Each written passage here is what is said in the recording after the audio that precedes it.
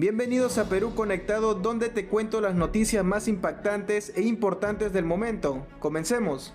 No los nombres todavía de quienes van a integrar estas comisiones. ¿Cuándo se va a terminar de instalar las comisiones? A ver, los nombres se aprobaron ya en esta semana. Ya. En esta semana el cuadro nominal de las comisiones, de tal manera que... Fue de alguna manera salvada de esta posibilidad Dina Boluarte en su momento por el Congreso anterior, la Comisión de Acusaciones Constitucionales, permítame, y también responsabilidades a nivel operativo de cómo operaron las Fuerzas Armadas y la policía en estas protestas que acabaron con la vida de más de 50 peruanos. Y esta comisión... ¿Puede representar un quiebre, un debilitamiento de las relaciones en el Congreso y a nivel político en general entre Renovación Popular y Fuerza Popular?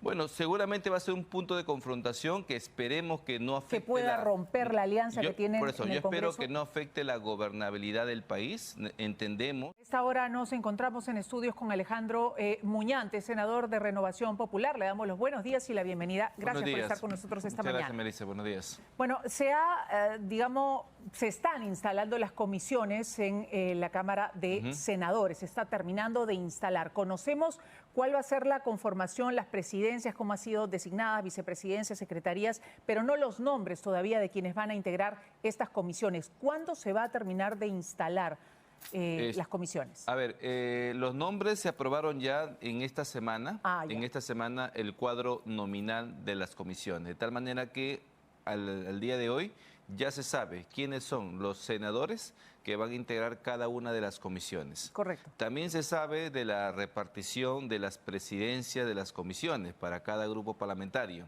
Serán ya cada grupo parlamentario los que de una u otra manera lo vayan anticipando o el día de la instalación se sepa qué senador del grupo parlamentario que le toca presidir esa comisión va a ser el que va a dirigir la comisión. De nuestra parte, por ejemplo, como Renovación Popular, vamos a presidir dos comisiones ordinarias legislativas, que es la Comisión de Justicia y Derechos Humanos y la Comisión de Defensa. En el caso de Justicia, va a ser la senadora Catherine Ampuero, que el día de hoy va a estar instalando la comisión. De igual manera, la Comisión de Defensa con el senador Calixto Gianpietri.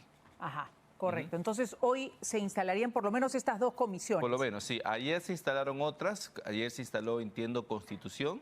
Se instaló también la Comisión de Control Político, del cual soy vicepresidente, ¿no? Y otras más, ¿no? Que no son muchas en realidad. A diferencia de la Cámara de Diputados, la Cámara del Senado solo tiene 7 comisiones ordinarias legislativas y 3 especiales no legislativas.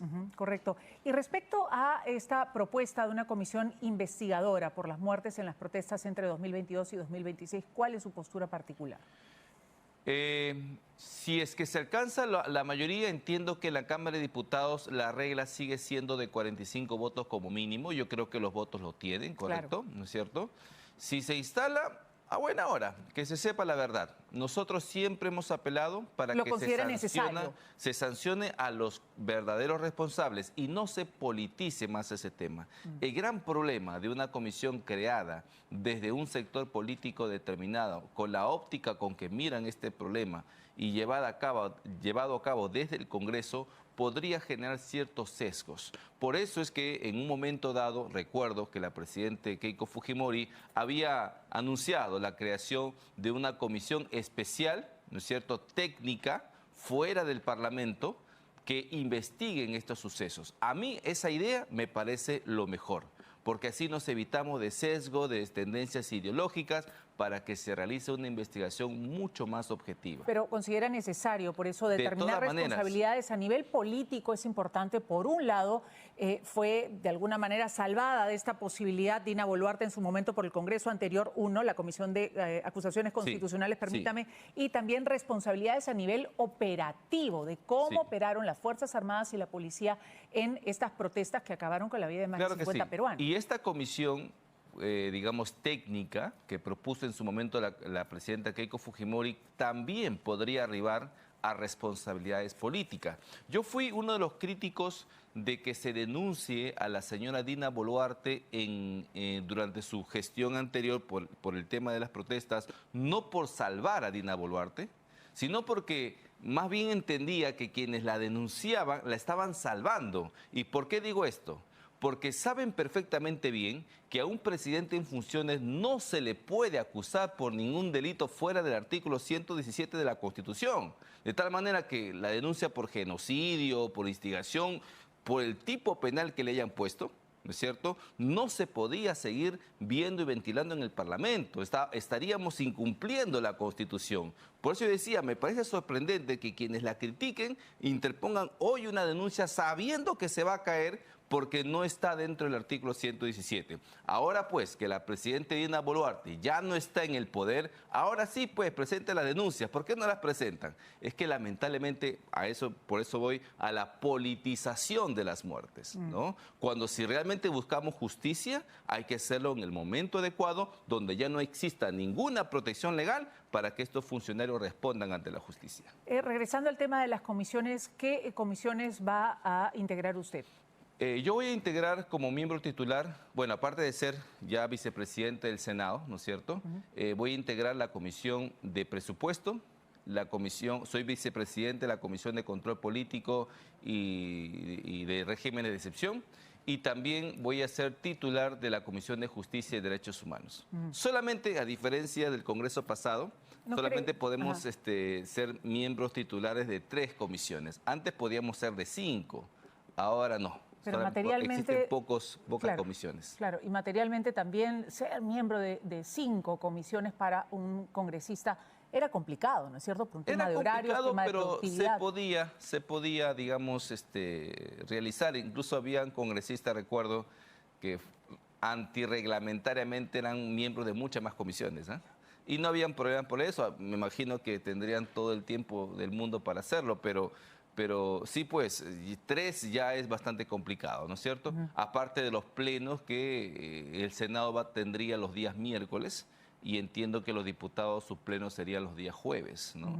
Entonces, para no cargar la agenda informativa del país, ¿no? El control político de la Cámara de Senadores, paradójicamente, ha caído en manos de quien es gobierno.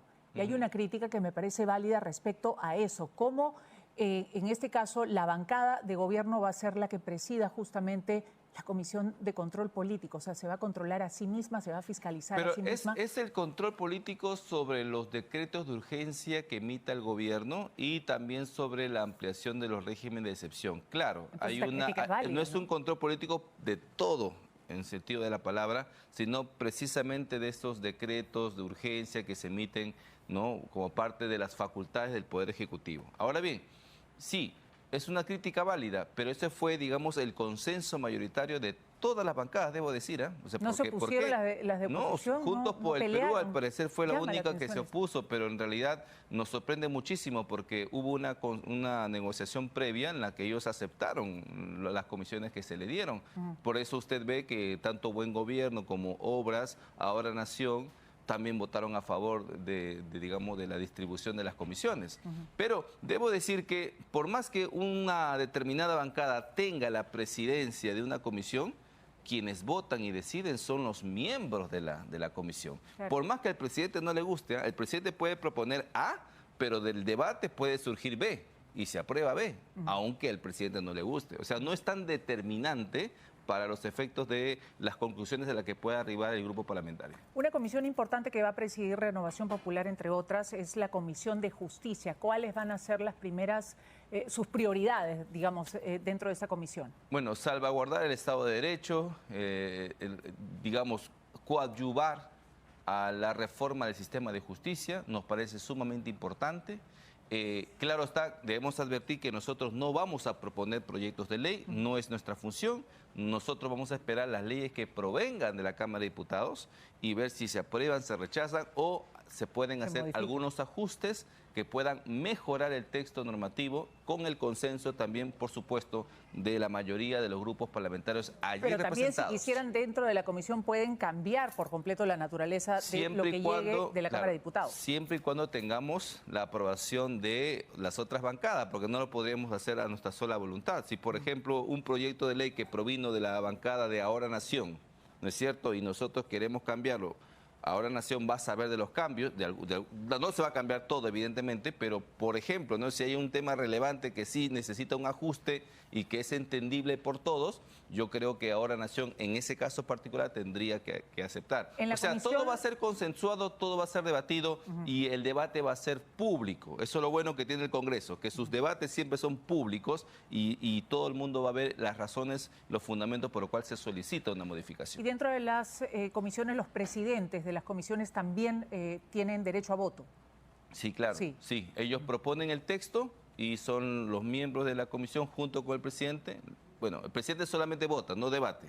Ajá, si debate, claro, debe dejar su presidencia, sentarse en un lado de la mesa y debatir. Si no, desde la presidencia no puede debatir. Eso es ya una regla del Parlamento, ¿no? Un tema importante que nos lleva al líder de su agrupación de Renovación Popular tras la revelación del ministro de Transportes, que ha señalado que los trenes finalmente no fueron una donación, sino una compra de más de 80 millones de soles, un monto aproximado, ¿no es cierto? Deja muy mal parado al líder de su agrupación respecto a lo que dice frente a la realidad, lo que sostiene frente a lo que tenemos enfrente y los hechos. ¿Cómo evalúa usted esta realidad y si cree acaso que hay un intento de desmerecer su paso por la gestión de Lima? Bueno, en medio de una campaña electoral. Ya es una historia bastante conocida, las rivalidades, ¿no? Y las confrontaciones que ha tenido Rafael López Aliaga con el actual ministro de Transportes y Comunicaciones. No es algo que estemos viéndolo ahorita, ¿no es cierto? Y esto ya viene desde mucho antes.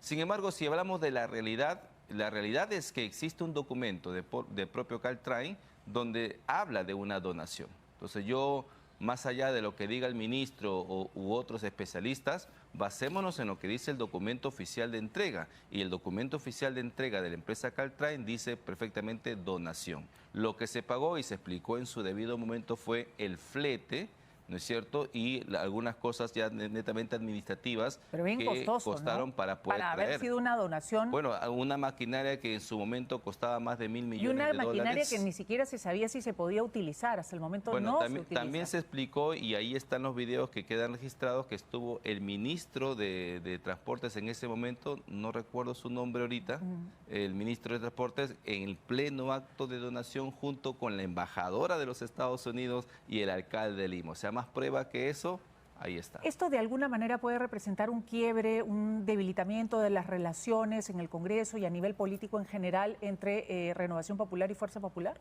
Bueno, seguramente va a ser un punto de confrontación que esperemos que no afecte... Que pueda romper la alianza que tienen por eso, en el Congreso. Yo espero que no afecte la gobernabilidad del país. Entendemos que más allá de este tema hay muchos más temas que ameritan consenso de parte nuestro, pero sin duda alguna, este tema sí va a generar más de una confrontación que esperemos que se pueda solucionar a tiempo. A ver, el hecho concreto, la realidad, como usted menciona, es que ya tenemos los vagones en Lima. Ya están. Como hayan llegado, ya están almacenados y no hay nada que hacer hasta el momento. Entonces, hay que darle viabilidad. Hay que darle uso. Sirven, usted va a los Estados Unidos y ve esos mismos vagones funcionar en varias partes de Estados Unidos, así que nada, ya los tenemos, como bien dijo un candidato a la alcaldía, ya están acá, hay que darles uso. Eso es lo que corresponde. Yo exhorto a las autoridades competentes a sentarse a conversar y darle la viabilidad, porque finalmente el gran beneficiado de todo esto va a ser el poblador limeño. Gracias por su... Bueno amigos, eso fue todo. No olviden suscribirse al canal y compartir el video. Hasta pronto.